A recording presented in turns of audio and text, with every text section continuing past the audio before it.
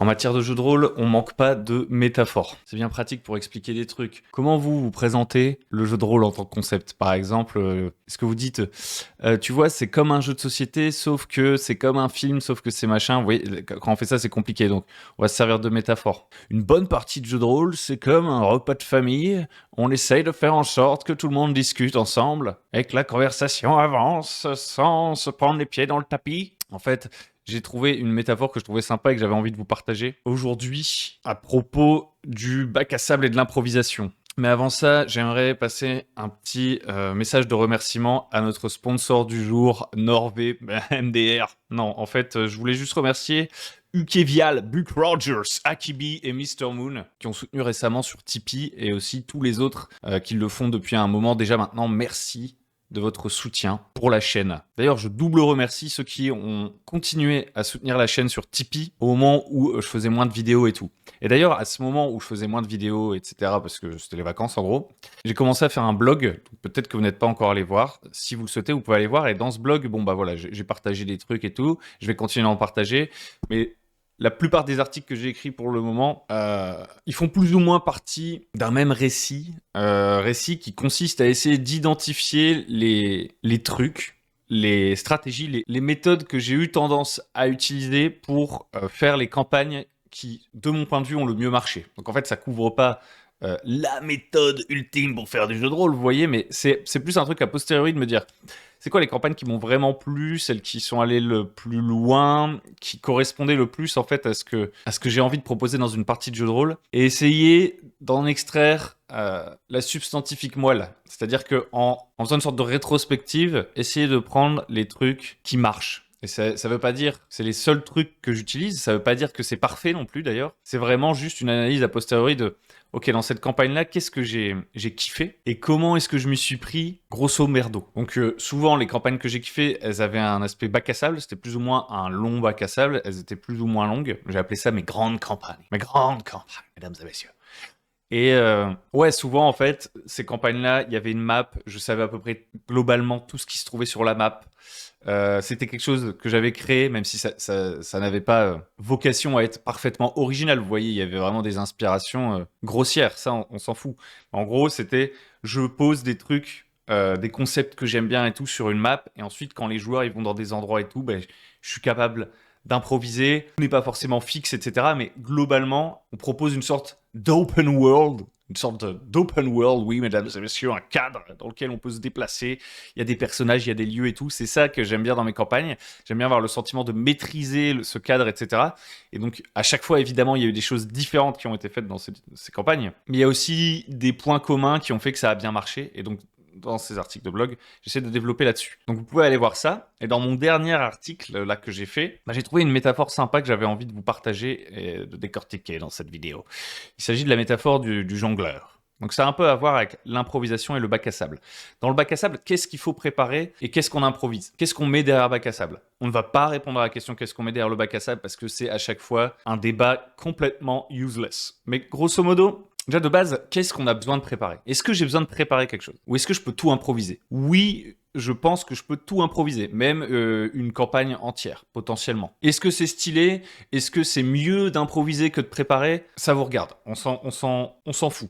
D'ailleurs, précise encore une fois aussi que dans ces articles de blog, c'est vraiment, j'essaie de ressortir un truc qui est personnel. Donc si ça fait écho avec des gens, cette méthode, que ça marche pour d'autres, c'est très bien, mais en fait le but c'est pas vraiment de dire ce qu'il faut faire, quoi. Parce qu'en fait, je pense que notre préparation, notre manière de jouer et tout, elle correspond pas mal à notre manière de fonctionner en fait. Et moi je sais que j'ai besoin de cohérence, que j'aime pas naviguer à l'aveugle, même si je peux le faire. C'est-à-dire que sur un one-shot et tout, je peux complètement improviser en tirant 2-3 mots et on voit ce qui se passe. Parce qu'en fait, à ce moment-là, pour moi, l'enjeu, il est faible. C'est assumer que c'est improvisé. Je vais pas complexifier à fond la situation parce que je sais que la partie que je dois faire doit tenir une soirée. Donc ça me dérange pas d'improviser sur 2-3 trucs pour une soirée. Mais dans le cadre d'une campagne bac à sable, etc., j'ai pas envie d'improviser. Je pourrais dire au PJ, vous démarrez dans un village et hop, allez, random, on fait des trucs random et on voit où ça va et tout. Mais c'est pas ça qui va me satisfaire, c'est pas ça qui va me nourrir et rendre ma campagne satisfaisante. Et en fait, j'ai le sentiment que si je fais donc une sorte d'open world en full improvisation, ce qui se passe souvent, c'est que chaque élément que je vais improviser à l'arrache, je vais le regretter plus tard. Si j'improvise un truc complètement à l'arrache, complètement déconnecté de quoi que ce soit pour donner à manger à mes joueurs sur le moment, pour les impressionner, pour leur donner l'impression, waouh, il y a de la profondeur. Potentiellement même en faisant une sorte d'illusionnisme, c'est-à-dire que je leur dis pas au début de la session que tout est improvisé, je leur fais croire que j'ai préparé des trucs, ou juste je leur dis rien, et en fait j'improvise et ils sont là en mode ouais mais t'avais pensé à tout et tout. Je déteste être dans cette situation, parce que quand ils me disent ça, moi dans ma tête je me dis mais non je n'ai pas pensé à tout, en fait j'improvise, et là j'ai inventé 30 amorces parce que vous avez ouvert 50 maisons différentes dans la ville, vous avez fait des trucs et tout, j'ai écrit des trucs au pif, j'ai pris des notes dégueulasses, et quand dans une semaine on va se revoir et que vous allez vouloir pousser dans chacune de ces directions, moi, dans ma petite tête, je vais avoir 1 milliard de trucs cheap, inventés à l'arrache, que j'ai même pas vraiment envie de jouer. Mais comme je l'ai canonisé, que j'ai dit que c'était dans l'univers de jeu, par souci de cohérence, en fait, j'aurais beaucoup de mal à abandonner ces idées. Je sais que je fonctionne comme ça, en fait, que mon cerveau, il fonctionne comme ça. Si tu vas dans une auberge, que tu demandes les rumeurs, qu'il y a un mec qui balance une rumeur, je vais noter la rumeur quelque part. Mon cerveau, il va tout le temps réfléchir à bon, ils ont entendu dire qu'il y avait des cris dans la forêt la nuit. Il faut que je trouve une raison pour laquelle il y ait des cris dans la forêt la nuit.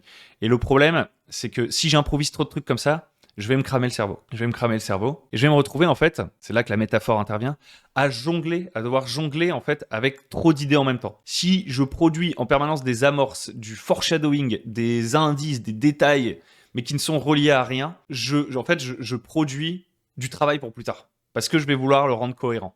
Et donc je me retrouve à jongler avec plein d'idées comme ça, hop, hop, hop, et je sais pas quoi en faire, et j'essaye de les reconnecter et tout. Donc je dis pas que je suis pas capable de le faire, mais ça m'épuise en fait. La plupart de ces sortes de balles de jonglage que j'ai introduites via mon improvisation, je les ai faites à l'arrache, peut-être avec des tables aléatoires, des trucs comme ça. Et du coup, elles ont pas vraiment de sens pour moi, donc c'est plus difficile de m'en souvenir, c'est plus difficile d'y réfléchir, j'ai juste pas envie en fait. J'ai juste pas envie. Donc qu'est-ce que je prépare quand je prépare un bac à sable? Bah j'essaye de préparer des balles de jonglage avec lesquelles je sais que j'aurais peut-être envie de jouer plus tard.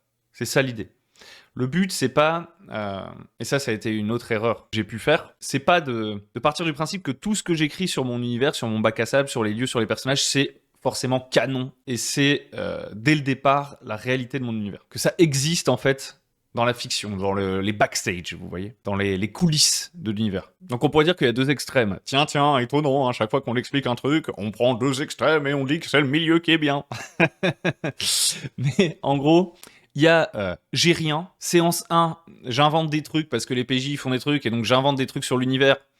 Et à la fin, je me retrouve avec plein de trucs incohérents, et je sais que je vais devoir faire un méga puzzle qui va peut-être m'emmerder en fait au final, et avoir peut-être des choses qui sont inconsistantes. Donc ça peut plaire à certains peut-être, moi ça ne me plaît pas.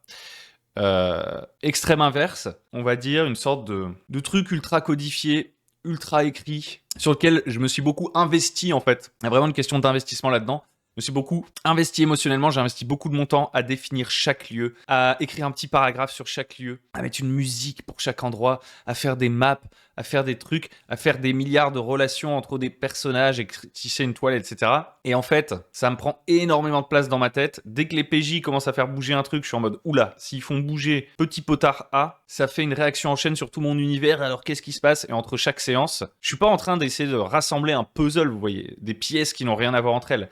Mais je suis en train, voilà, de manipuler une machine extrêmement bien huilée qui est censée être ma campagne super cool. Le fait de travailler sur cette sorte de mécanisme avec tous ces engrenages, etc., c'est pas très horizontal avec les joueurs, vous voyez. Les joueurs, en fait, ils savent pas qu'il y a toute cette machine. Ils n'en profitent pas vraiment, je pense. En fait, ils n'ont pas... Ce que moi, j'ai l'impression d'être ultra stylé en backstage, etc., ils n'y ont pas accès. Donc, en fait, ça a relativement peu d'intérêt pour eux. En gros, on va dire que l'investissement en termes d'énergie créative, etc., dans ce background, donne peu de retour à la table. Ou en tout cas, plus j'investis là-dedans, plus je vais atteindre une sorte de plateau, vous voyez, en termes de retour sur investissement. Parce que le goulot d'étranglement de à quoi ça sert toute ma préparation, c'est le nombre de parties que je joue, ce que les PJ font, etc. C'est-à-dire que je peux préparer 1 milliard de trucs dans mon coin. Si mes PJ touchent à 3 trucs, cet investissement d'1 milliard de points, on va dire, j'ai investi 1 milliard de calories, de secondes, peu importe, dans ma création d'univers.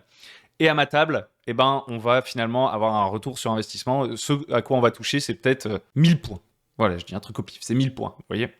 Donc, ça part en cacahuète, tout ça. C'est quoi le juste milieu pour moi? Moi, ce que j'aime bien, c'est avoir, comme je disais, de la cohérence. Savoir que quand je balance une information dans l'univers, c'est quelque chose auquel j'ai réfléchi, qui a vraiment une place quelque part dans ma tête. C'est pas random, mais c'est pas quelque chose sur lequel j'ai surinvesti. En fait, c'est comme si tout ce que j'allais créer pour mon bac à sable, c'était d'une certaine manière modulaire. Et je considère ça comme des balles de jonglage, vous voyez. Et en fait, dans ma campagne, j'ai une méga réserve de balles de jonglage. Au début de la campagne, la situation initiale, j'en lance 3. Hop, hop. Les joueurs, ils commencent à jongler avec les 3 balles de jonglage. Genre, il y a une petite quête, il y a une petite rumeur et tout. Et hop, de temps en temps, ils me lancent la balle et moi, je leur relance. Et en fait, on joue avec 3-4 éléments, vous voyez. Quand les joueurs, ils vont, je sais pas, accomplir une quête, tuer un personnage, j'en sais rien, ou alors juste je leur lance une balle de jonglage, c'est un personnage qui leur dit un truc, eux, ils en ont rien à foutre, ils prennent la balle, ils la jettent. Bon, bah, je vais pas essayer à chaque fois de reprendre la balle et de leur rejeter dessus. Parce que sinon, en fait, là, ce que je fais, c'est, entre guillemets, commencer à essayer de vraiment les mettre dans mon scénario, etc. Et on rappelle que le but, c'est plus de faire une sorte de bac à sable. Euh, et donc, de proposer pas mal de choix, de possibilités différentes. Donc, j'essaie pas de les forcer à jongler avec 3 balles précises, vous voyez. Je leur envoie des balles et je vois avec lesquelles ils jouent. Et donc, comme ça, au fur et à mesure de la campagne, de session en session, bah, on jonglera pas avec les mêmes balles. Il y a certaines balles qui serviront plus. Il y a certaines balles, on s'en sera débarrassé, mais elles vont revenir potentiellement. Je les remets dans ma boîte et je peux les ressortir plus tard. Vous voyez la métaphore? Les balles, c'est des factions, c'est des personnages, c'est des lieux, c'est des trucs comme ça. Et à un instant T, on joue avec un certain nombre de balles. Comment est-ce que je crée une balle? Une balle, c'est, comme je disais, un personnage, un lieu. Ça tient en quelques lignes. C'est vraiment pas grand chose. C'est genre un donjon. Vous voyez, le donjon, je sais pas, la tombe des ghouls, voilà, je dis n'importe quoi, c'est une de mes balles. Et je vais pouvoir décider de quand est-ce que j'ai envie de balancer cette balle dans mon univers. Donc c'est-à-dire que la tombe des ghouls, je considère pas nécessairement qu'elle est canon, vous voyez. C'est pas parce qu'on se promène dans la région où il y a la tombe des ghouls que je suis obligé de parler de la tombe des ghouls. Tant que j'ai pas parlé de la tombe des ghouls, la balle tombe des ghouls, elle est dans la boîte, elle existe pas en fait. Mais lorsque par exemple, je sais pas, mes joueurs ils vont dans une direction où ils vont dans la forêt là et je sais pas trop ce qu'il y a dans la forêt. Je sais que dans cette boîte conceptuelle qui est la région des morts vivants, on va dire, j'ai préparé plusieurs balles de jonglage, dont la tombe des ghouls. Donc ils sont en train de marcher dans la forêt, dans la région des morts vivants, et je me dis bon, bah, il va se passer un truc. Il croise un voyageur. Le voyageur, il a l'air pas dans son assiette, il est un peu palo. Pourquoi? Parce qu'il est en train de se vider de son sang. Pourquoi? Parce qu'il a fait une mauvaise rencontre. Je suis en train comme ça. Et là, je me dis, ah mais oui, la tombe des ghouls. Et là, je prends la balle, la tombe des ghouls, à laquelle j'ai pensé en amont. Vous voyez, je suis pas en train de bullshit là vite fait un truc. Vite, ils font un truc que j'avais pas prévu. Il faut que j'invente un truc. Invente un bon truc, sinon tu vas le regretter plus tard. Non, la tombe des ghouls, j'ai déjà pensé avant. C'est en 3-4 lignes. Il y a peut-être un petit secret. Voilà, c'est vraiment une idée qui est relativement cheap, qui est légère, mais que je suis prêt à assumer en fait, parce que j'y ai pensé en amont. Je me suis dit, ah ça, ce serait cool à jouer à un moment donné. Donc je prends la tombe des ghouls, et mon vagabond là, et ben il va leur parler de la tombe des ghouls. Et hop, on commence à jongler avec la tombe des ghouls, vous voyez. Et là, voilà, la campagne continue, on jongle avec des balles, des idées et tout. Je pense que vous avez capté un petit peu le truc des balles de jonglage. Maintenant, c'est quoi un petit peu les risques quand on crée ces balles de jonglage de jeux de rôle? Le risque, je pense, c'est de vouloir en sortir trop d'un coup. Si dans ma région, que j'appelle la région des morts vivants, j'avais inventé 6 lieux, la forêt des vampires, la tombe des ghouls, le château des squelettes maléfiques, la tanière du spectre, la paire de chaussures, du pèlerin démembré. Bon, je sais pas, j'ai inventé plein de trucs, vous voyez. Si je lance trop de ces balles en même temps, qu'est-ce qui se passe? Si je lance trop de ces balles en même temps, je canonise tous ces concepts. Vous voyez, à chaque fois que je lance une balle, le truc, c'est que peu importe ce que mes joueurs vont faire avec et tout, par souci de cohérence, pour que ce monde soit vivant et cohérent pour moi, il faut que je sois prêt à assumer le fait de jouer cette balle. C'est-à-dire que s'il y a 6 factions de morts-vivants dans la région et que mes joueurs sont au courant qu'il y a ces 6 factions de morts-vivants dans la région, il y a 6 factions de morts-vivants dans la région. Alors bien sûr, je peux utiliser des petits artifices du genre « Ah non, celle-là, c'est les paysans du coin qui ont imaginé la crypte des vampires, mais en fait, ça n'existe pas, etc. » Je peux éventuellement trouver des moyens, oui, de retirer certaines balles du jeu. Certes. Mais si je veux que mon monde ait l'air cohérent et vivant, et même pour moi, pour ma cohérence interne, eh bien, il vaudrait mieux que chacune de ces balles, je sois prête à les assumer. C'est ça le concept. Je prépare des balles que je peux assumer, je les improvise pas, et quand je les joue aussi, je suis prête à les assumer. Et si je joue trop de balles, attention, j'ai failli dire autre chose. Si je lance trop de balles en même temps, le risque, c'est que ma capacité de traitement, là, elle va augmenter. Vous voyez, tant que la balle, elle est dans son coin, là, que je jongle pas avec, c'est une option potentielle. C'est un truc que je pourrais utiliser, mais pour l'instant, j'ai pas besoin d'y penser. Parce que j'en ai pas parlé. Je peux décider de ne jamais m'en servir. Je peux décider de le modifier, etc. Mais une fois que cette balle, elle est dans le jeu et qu'on est en train de jongler avec, j'ai intérêt à être cohérent. Donc plus je vais mettre de balles en jeu, plus ça va être difficile pour moi de penser à tous les facteurs, avec toutes les balles avec lesquelles on est en train de jongler, et potentiellement, je vais commencer à faire tomber des balles, faire des conneries. Et donc, en fait, même si je vais créer plein de balles de jonglage pour pouvoir jongler avec dans mon bac à sable, je ne vais pas toutes les jouer. Je pense que le risque, en fait, c'est effectivement d'être tenté de les jouer, parce que quand on crée un truc, on a envie de s'en servir. Et c'est pour ça que quand je crée le truc, j'essaie de le garder relativement cheap. J'essaie pas de trop m'investir émotionnellement dans ma balle de jonglage tant qu'elle n'a pas été jouée. C'est des idées qui sont quelque part et que je vais pouvoir lancer, mais je tiens pas absolument à ce que mes joueurs le voient. J'essaie de prendre en compte, voilà, est-ce que mes joueurs ils sont en train de faire des trucs déjà, ils sont déjà occupés. Est-ce que eux-mêmes déjà ils ont pas trop de balles avec lesquelles jongler et ils sont complètement perdus dans la campagne? Est-ce que c'est le bon moment pour relancer une balle? Est-ce que c'est pas le bon moment pour relancer une balle? Est-ce que c'est pas le bon moment pour moi pour me débarrasser de certaines balles si par exemple mes joueurs ne se débarrassent d'aucune balle, vous voyez? Prenons un exemple. Une balle, je sais pas, c'est une guilde des assassins. Je dis n'importe quoi. Les joueurs, ils ont entendu parler du fait qu'il y avait une guilde des assassins. Cette guilde des assassins, elle a déjà essayé de les tuer une fois, ok? Je sais pas, pour une raison X ou Y. Ils ont battu les assassins. Donc la guilde des assassins, elle a échoué à les éliminer. La balle guilde des assassins. Et eux, en fait, maintenant qu'ils sont débarrassés des assassins, ils s'en battent les balles de jonglage. Ils font d'autres trucs. Moi, à chaque séance, je suis en train de me demander, la guilde des assassins, est-ce qu'elle va tenter de les réattaquer? La guilde des assassins, qu'est-ce qu'elle ferait? Le commanditaire, celui qui a payé la guilde des assassins, vu que la guilde des assassins les a pas attaqués, qu'est-ce qu'il va faire en réaction? Est-ce qu'il va s'attaquer à la guilde des assassins? Plus je vais avoir de balles en suspens comme ça, vous voyez, j'ai joué ma balle, les joueurs ils me l'ont renvoyée et ils s'en servent plus, donc moi je continue à jongler à une main avec la balle guilde des assassins là, hop, hop, hop, hop. Et en fait le truc c'est que je peux me retrouver à jongler avec plein de trucs tout seul, vous voyez.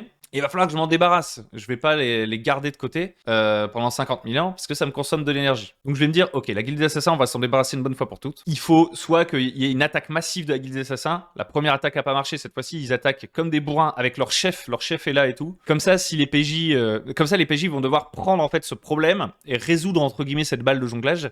Et d'une manière ou d'une autre, on va s'en débarrasser. Soit la guilde des assassins va massacrer les PJ, soit les PJ vont massacrer la guilde des assassins, soit ils vont faire un deal avec la guilde des assassins, mais ils vont faire quelque chose de cette balle de jonglage qui va faire que moi je n'aurais plus à la gérer dans mon coin en me disant à un moment donné il va bien falloir qu'il y ait des conséquences, il va bien falloir que je m'en resserve de cette balle. Non, je m'en sers une bonne fois pour toutes, comme ça je peux mes PJ vont faire quelque chose de cette balle, on pourra l'acheter et en prendre une nouvelle, jouer avec une nouvelle idée, vous voyez. Donc voilà, ça c'est important de savoir quand remettre une balle en jeu, quand savoir se débarrasser d'une balle et combien de balles mettre en jeu à la fois. Donc c'est du feeling, hein. Il n'y a pas de secret, mais je trouve voilà, que cette métaphore, elle me fonctionne bien. Parce qu'il y a une autre métaphore que j'utilisais avant, c'était ouvrir et fermer des portes.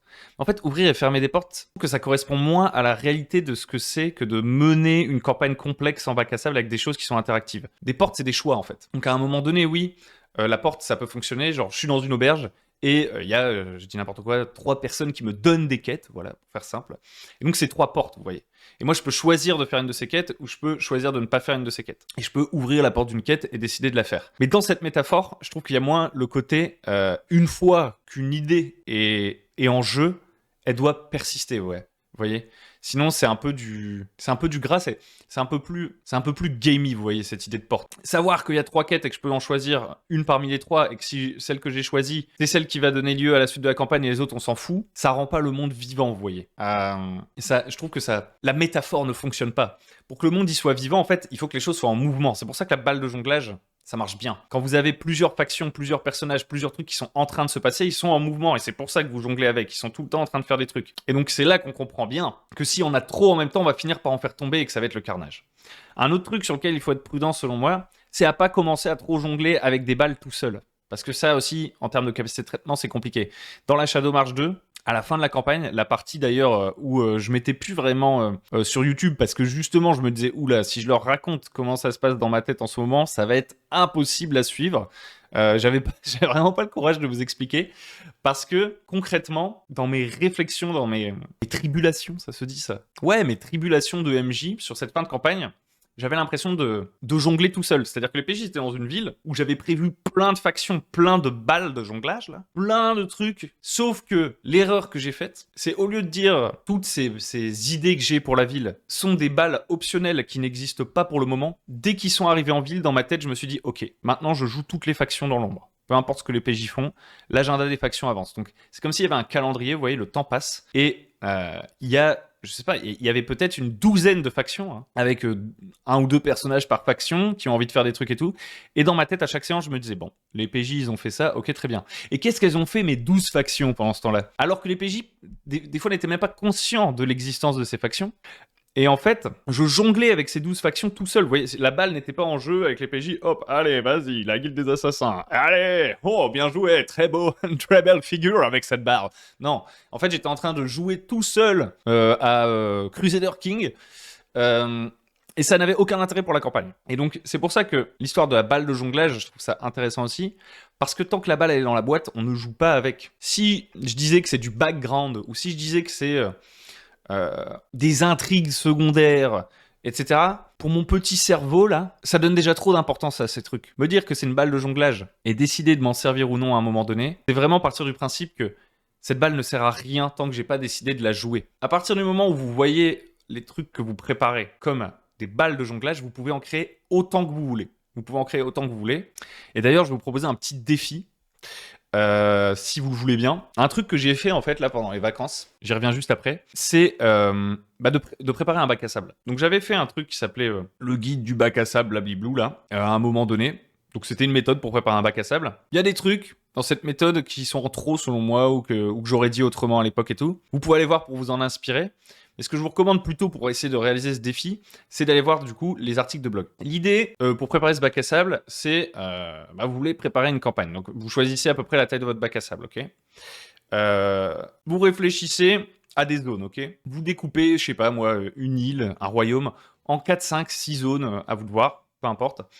En fait, pas trop, parce qu'il faudrait idéalement que chacune de ces zones vous inspire beaucoup. Il faut que cette zone évoque chez vous des thèmes, des trucs que vous allez pouvoir travailler de manière très efficace après, dans un deuxième temps. Donc je sais pas, imaginons le thème c'est, je sais pas moi, je dis n'importe quoi, l'Égypte ancienne. Je connais, là comme ça, j'ai pas beaucoup d'idées pour l'Égypte ancienne, mais vous avez la zone, je sais pas, des pyramides et tout, où il y a un peu les morts, il y a une ancienne civilisation, il y a le Nil avec plein d'intrigues, il y a, je sais pas moi, la côte où c'est plutôt la guerre avec les factions de la Méditerranée qui arrivent. Hop, là j'ai déjà 3 trucs. Il y a une jungle, paf, 4, et puis voilà, vous avez 4 zones. Admettons. Ok, vous réfléchissez à des grands conflits, des grands trucs qui pourront driver votre campagne, qui sont pas en soi des balles, hein. Ça fait pas partie de la métaphore de la balle. Conceptuellement, moi, je dirais pas que c'est la même chose, mais concrètement, c'est des trucs avec lesquels vous allez jouer, avec lesquels vous allez pouvoir improviser. Donc, par exemple, je sais pas, une guerre, des intrigues entre certains politiques qui essayent de prendre le contrôle de l'Égypte imaginaire, là. Peut-être il y a un conflit, un truc surnaturel, un enjeu surnaturel. Voilà, vous avez des grandes idées comme ça, qui vont peut-être driver, mettre en mouvement des choses et tout. Et donc, ce qui fait que vous vous retrouvez plus ou moins avec plusieurs boîtes conceptuelles, à savoir vos régions, là, et vos grands conflits. Et ensuite, à la manière d'un Dungeon 23, vous allez venir les remplir. Donc un Dungeon 23, qu'est-ce que c'est ? Alors je sais plus exactement le contexte, mais en gros, c'était un défi qui avait été lancé sur Internet et que je trouvais intéressant, qui consistait à dire qu'en un an, tous ceux qui participent au défi, ils vont créer un méga donjon. Donc un méga donjon, c'est quoi ? C'est un immense donjon qu'on peut explorer pendant plein de parties de jeux de rôle, avec plein de pièces reliées entre elles, et plein de factions, plein de trucs et tout. Donc comme ça, un méga donjon, ça semble être énorme à préparer, ça semble être impossible. On se dit, je vais plutôt acheter un méga donjon tout fait, ce sera plus simple. Alors pour ma part, acheter un méga donjon tout fait, c'est vraiment pas simple parce que lire des gros settings de jeux de rôle, ça me fatigue, je préfère le créer. Donc on va se dire qu'on va le créer à la place. Sauf que ça fait un peu peur de créer un méga donjon, tout comme ça peut faire peur de créer un méga bac à sable avec plein de factions, etc. On peut se dire, mais attends, je l'ai jamais joué, qu'est-ce qui se passe ? Et donc, ce que vous allez faire, c'est que vous allez le découper. Et en fait, vous avez déjà commencé à le faire, parce que vous avez découpé vos conflits. Vos conflits, c'est des boîtes, c'est des intrigues. Genre, il y a l'intrigue, la guerre, l'intrigue politique, l'intrigue surnaturelle. Puis après, vous avez vos zones, là. Il y a la zone pyramide, la zone, c'est la côte. Il y a la zone, le Nil, machin. Et en fait, tous les jours, à la manière d'un Dungeon 23, vous allez venir remplir une de ces boîtes. Dans le Dungeon 23, le but, c'est de créer une pièce du donjon, une zone du donjon, un bout du donjon tous les jours. Là, ça va être de remplir une des boîtes. Donc l'avantage déjà, c'est que vous n'en avez pas 50 000. On n'est pas en train de faire un méga donjon, puisqu'on a dit que là, en gros, on avait 8 boîtes, quoi, à peu près. Je sais plus ce que je vous ai raconté dans mon histoire, mais bref. Vous prenez une de ces zones, et vous vous dites, ok, dans cette zone, où j'ai à peu près une idée de ce que c'est et tout, je vais venir mettre 6 personnages, 6 lieux et 6 esthétique, slash scène, slash truc qui pourrait se passer, slash choses qui vont créer une ambiance. À minima, voilà, vous faites 3 catégories comme ça et vous essayez de mettre 6 trucs dans chacune de ces catégories pour chacune de ces zones.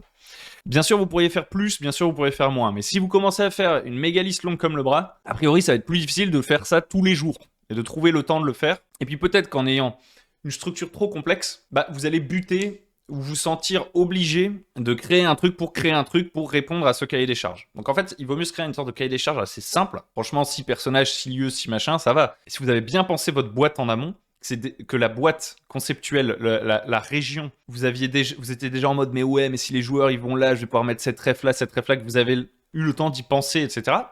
Que c'est quelque chose qui fait écho à votre mémoire, à vos souvenirs, à vos inspirations, ça va être très très facile de faire ces 3 listes de 6 trucs. J'ai un exemple sur le blog si vous voulez aller voir de quelle forme ça peut prendre. Parce qu'effectivement, chacun de ces personnages, chacun de ces lieux, il doit tenir en 2-3 lignes. Ça doit pas être hyper compliqué. Au final, ça veut dire que dans une boîte, vous allez avoir 18 idées. Une fois que vous aurez rempli vos 8 boîtes avec 18 idées, vous aurez 144 idées. Je viens de faire le calcul là. Vous aurez 144 idées. Avec 144 idées, 144 balles de jonglage, je peux vous dire que vous allez pouvoir improviser, ça c'est une première chose. Normalement, avec 144 balles de jonglage, vous devriez vous sentir assez près quand même. C'est-à-dire que si les joueurs ils vont dans une région, ou ils vont dans un endroit, etc., vous êtes pas sur rien, vous avez une sorte de base. Vous voyez, vous avez un truc qui est cohérent, parce que quand vous allez créer vos balles, naturellement votre cerveau, en tout cas si vous êtes comme moi, je sais pas, il va pas se dire je vais mettre que des trucs random. Vous voyez, dans la zone du Nil, je vais pas mettre 6 idées complètement random. Au moment où je vais les écrire, je vais tout de suite essayer de les mettre un peu en relation. Je vais dire ah ouais, il y a ce personnage-là, et en fait ce personnage-là il est en conflit avec celui-là. Hop, et puis je le mets dans ma boîte, le Nil. Donc en fait quand les joueurs vont arriver, il y aura comme une sorte de petite toile d'intrigue, etc. dans cet endroit. Mais très léger, très léger. En fait, c'est des balles de jonglage. C'est des bolasses, en fait. Vous voyez, il y a 2 balles et elles sont reliées par un fil. Et en fait, à ce moment-là, vous aurez un peu ce petit open world, en fait, qui sera déjà un peu dans votre tête. Donc, à mon avis, ça va vous créer un grand confort. Et dessus, vous allez pouvoir venir développer à un moment donné si vous en avez besoin. Vous allez pouvoir, au compte-gouttes, utiliser ces balles. Et vous allez aussi pouvoir juste improviser si c'est votre kiff, mais sauf que vous allez improviser sur une base un petit peu plus cohérente, qui vous a pas demandé d'être un romancier, qui vous a pas demandé de remplir un tableau Excel d'informations sur chaque ville avec sa population, les 3 ressources qu'elle échange, la densité de population, la table aléatoire de météo de cette ville, le coût moyen d'une ration de frites. Non, vous n'êtes pas obligé de faire ça. J'ai testé de faire ça et je trouve que ça marche vraiment très très bien, parce qu'en fait, quand vous circonscrivez et vous créez une sorte de routine de création de votre bac à sable, ce qui se passe, c'est que vous n'êtes plus en permanence en train de vous dire ah, je dois tout préparer, je dois tout préparer, je dois tout préparer. Vous prenez les choses par morceaux, en fait, c'est la méthode des petites étapes. Quand il y a un long projet, vous le découpez en plein de petits bouts et vous faites petit bout par petit bout, donc déjà le projet vous semble moins big. Le deuxième truc, c'est que quand vous asseyez devant votre feuille tous les jours, là, vous avez un objectif assez précis. Et quand vous refermez votre carnet ou votre truc et tout, et que vous avez rempli votre objectif, vous êtes content. Et le deuxième truc, c'est que vous savez le lendemain que vous devez préparer le marécage de Gladolfera. Et donc en fait, jusqu'au lendemain, jusqu'au moment où vous allez vous poser pour le marécage de Gladolfera, vous allez y penser en faisant la vaisselle, en faisant machin et tout. Vous allez vous dire, ok, un marécage, qu'est-ce que ça peut être et tout. Je pense à quoi quand je pense à un marécage. Et vous notez pas vos idées forcément au fur et à mesure et tout. Donnez pas trop d'importance, enfin après ça c'est du ressenti mais je vous donne mon avis, donnez pas trop d'importance aux idées qui vous passent par la tête là en faisant la vaisselle ou je sais pas quoi, mais vous êtes juste conscient que demain vous devez préparer le marécage de Blabiblou, et quand vous allez vous poser devant votre feuille pour préparer le marécage de Blabiblou, vous allez dérouler quoi, vous allez remplir vos 6 personnages, vous allez peut-être vous rendre compte que vous y avez tellement pensé au marécage de Blabiblou que finalement vous avez plus que 6 personnages, vous avez plus que 6 lieux. Notez-les quand même. C'est pas perdu. Et au moment où vous notez ces trucs, vous les sacralisez pas. Ce sont des balles de jonglage. Ce sont des trucs que vous en aurez peut-être pas besoin pour votre campagne. Sauf que vous les avez mis quelque part. Si à un moment donné vous avez un peu de mal à remplir votre minimum syndical entre guillemets de 6 personnages, 6 lieux, 6 machins, bon, il y a 2 possibilités. Soit que c'est que la boîte conceptuelle, vous voyez, elle était un peu lège. Genre moi, je sais des fois que ça m'arrive, je me dis là, je vais mettre une ville un peu comme Venise. Bon voilà. Bon, Venise, dans ma tête, ça fait écho à quelques trucs, mais je suis jamais allé à Venise. En vrai, je connais pas hyper bien l'histoire de Venise et tout. Pour moi, en fait, c'est juste des bateaux qui se déplacent entre les maisons, vous voyez. Je trouve que c'est stylé. Mais en soi, le concept de la ville Venise, vas-y, je crée une Venise, est léger. Donc peut-être que je vais venir, si j'arrive pas à trouver 3 fois 6 trucs pour cet endroit, soit je vais m'informer sur Venise, parce que je suis plus en mode, historico, machin, bidule truc. Soit je vais venir ajouter des thèmes, je vais dire, c'est Venise avec des démons. Voilà. Comme ça, en fait, Je me dis, ok, l'esthétique, c'est Venise. En fait, cet endroit, c'est plus un truc avec des démons. Les démons, ça m'inspire plus. Hop, je vais mettre des démons, vous voyez. Je peux, entre guillemets, réfléchir ma boîte. C'est ce que je préfère faire. Hein. Je m'ajoute pas, entre guillemets, des pseudo-recherches sur Venise. Je suis moins tenté d'aller me chercher des outils aléatoires, etc. Non, vraiment, je me dis, j'ai pas assez d'inspiration, moi, en ce moment, dans ma tête, pour Venise, parce que je connais pas assez bien le sujet. J'ai pas envie de me renseigner sur Venise, parce que j'ai qu'une journée pour créer cette boîte, ok? Donc c'est soit cette boîte, elle est pourrie, j'en fais une autre, soit je modifie la boîte, mais je vais pas commencer à me taper des documentaires sur Venise, parce que sinon ma création d'un tout petit endroit de mon bac à sable, que mes PJ vont peut-être même pas faire, va me demander de regarder 30 heures de reportage sur Venise, vous voyez. C'est pas worth it.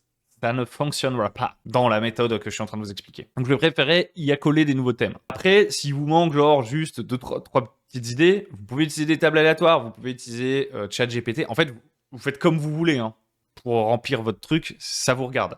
Moi, je sais juste que j'aime bien que l'idée, elle vienne de moi, qu'elle sorte de ma mémoire, parce que du coup, je sais que je la maîtrise à peu près, cette idée. Que ça vient, que c'est une envie qui vient de moi. Si c'est... si vous voyez, je sais pas quoi foutre dans mon marécage, là, que je suis en train de préparer, et que je me sers de table aléatoire de marécage, bon, ça va me permettre de remplir ma feuille plus vite. Hein. Mais si ça tombe, ces trucs que je mets, finalement, c'est juste pour le remplissage. Quoi. C'est pas vraiment des trucs que j'ai envie de voir dans ma campagne. C'est des trucs qui m'inspirent pas plus que ça. Je les ai juste mis parce que je m'étais dit de remplir la fiche. En essayant de mettre seulement 6 personnages dans une région entière, hein, ce qui est pas très réaliste, en fait. Vous savez qu'il y aura plein d'autres personnages. Hein. Mais l'avantage, c'est que, a priori, ces 6 personnages, ils viendront d'une petite idée que j'avais en tête et je vais bien les aimer, quoi. Si j'en mets 20, il y a plus de chances que mes 10 premiers personnages, je les aime bien, les 10 derniers, je les ai mis en remplissage, vous voyez. Et donc, probablement qu'en fait, j'aurais investi de l'énergie dans des balles de jonglage que je vais pas sortir. C'est ça qu'il faut comprendre. Quand vous avez la possibilité d'utiliser 3 de vos idées, et que vous en avez 30, bah vous allez utiliser les 3 meilleurs. Hein. Donc ça sert à rien d'avoir 30 idées. Donc en limitant aussi un petit peu mon nombre de balles de jonglage, ça me permet de discriminer des choses, de me dire ce truc-là il colle pas vraiment à l'ambiance globale que je veux pour la campagne, donc je vais peut-être pas le mettre. Et voilà. Et en fait, bah jour après jour, en suivant un peu ce petit défi, vous allez avoir plein d'idées qui vont se mettre les unes à côté des autres. C'est grave faisable. C'est-à-dire que moi, ça me prenait, allez, 1 heure de faire ça.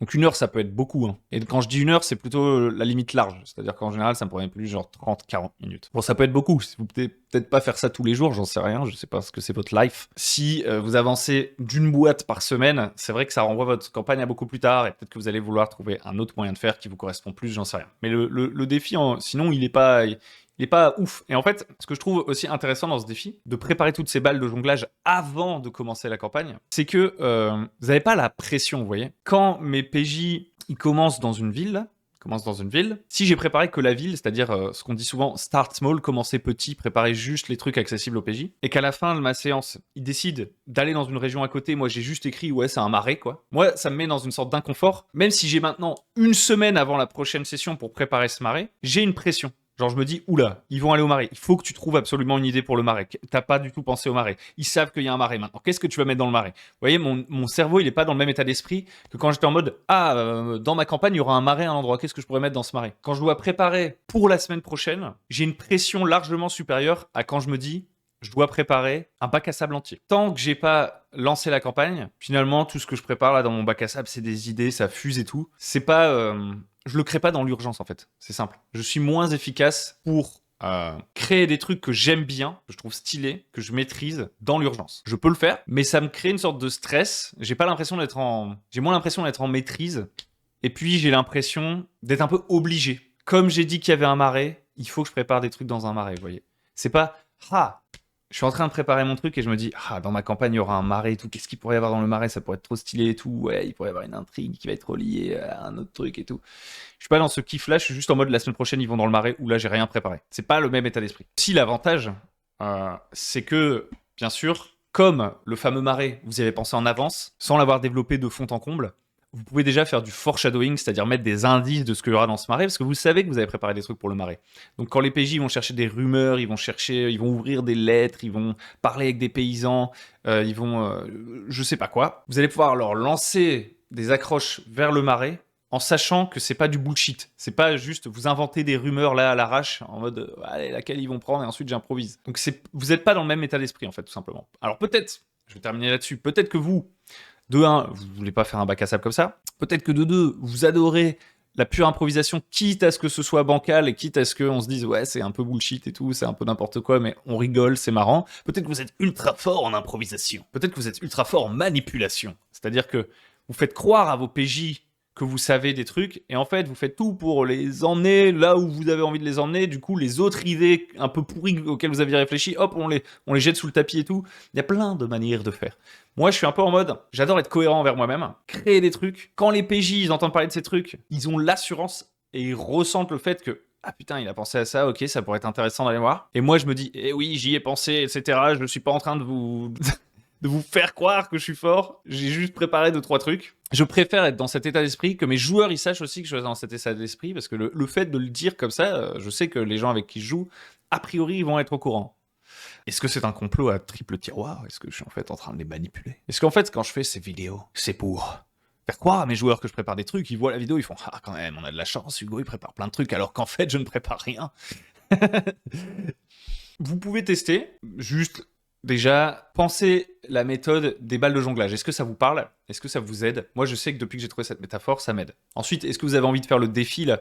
À vous de voir. Je trouve que ça peut être rigolo. Ça peut être un bon moyen d'essayer de se lancer dans un bac à sable. Et troisième chose, bah, évidemment, vous l'adaptez comme vous voulez. C'est-à-dire que moi, à l'heure actuelle, je démarre une campagne. Il y a encore des endroits où j'ai pas trop mes balles. Il y a d'autres enjeux aussi que juste de créer des balles de jonglage partout. Par exemple, là, je me suis un peu court-circuité moi-même. Vous voyez, je débute une campagne. J'avais dans l'idée de préparer comme ça. Et en fait, la date de début de campagne, entre guillemets, est déjà fixée. Et donc, du coup, bah, ça m'a forcé à me reconcentrer plus sur les personnages. Vu qu'on a créé les personnages et que je vais bientôt jouer, je me suis dit, ok, ces régions-là, t'aurais bien aimé avoir peut-être un peu plus de temps pour mettre tes balles dedans. T'aurais peut-être dû faire le Dungeon 23 du bac à sable, le bac à sable 23. Mais t'as pas le temps en fait, parce que là, tes joueurs, ils vont arriver bientôt. Et donc ton but, c'est plus de créer des balles de jonglage lointaines. Là, c'est de leur faire une bonne première séance. Mais je sais que dès que j'en aurai la possibilité, je vais retourner à mes balles de jonglage, vous voyez. Donc vous n'êtes pas obligé de tout préparer à l'avance. Des fois, vous pouvez juste vous rendez compte que juste avec 2-3 balles, bah, ça joue bien. Donc vous en ajoutez pas de nouvelles. Vous savez que ça va vous occuper 2-3 séances. Et du coup, 2-3 semaines. Et du coup, ça vous permet de développer les autres à côté. Il y a plein de manières de s'organiser différentes. Tout ceci, ce n'était qu'une grande métaphore et une idée à tester. J'espère que ça vous a plu. C'était peut-être un peu brouillon, mais vous commencez à être habitué. Si ça vous a plu, n'hésitez pas à liker, à vous abonner et surtout à venir soutenir sur Tipeee. Je remercie encore ceux qui ont soutenu sur Tipeee la dernière fois. Et vous pouvez aussi aller voir le blog pour retrouver un peu à l'écrit ma réflexion sur d'autres sujets aussi que les balles de jonglage et le remplissage de boîtes. Il y a d'autres trucs. Vous pouvez aller voir. Et puis moi, je vous dis à très bientôt sur le bon MJ. Merci de m'avoir écouté. Au revoir.